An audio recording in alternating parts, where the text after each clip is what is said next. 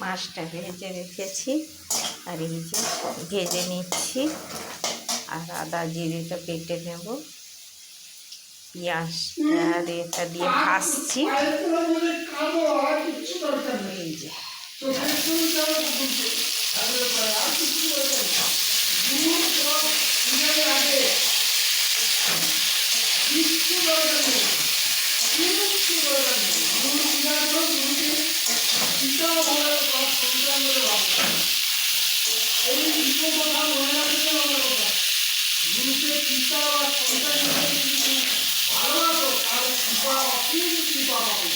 এটা জিরার ঝোল করবো, পাবদা মাছ দিয়ে জিরার ঝোল।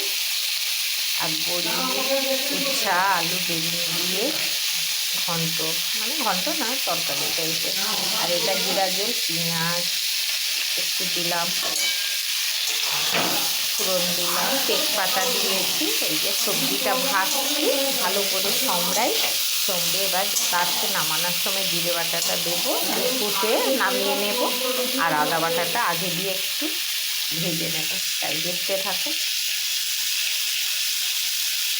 এই যে মাছটা ভেজে রেখেছি।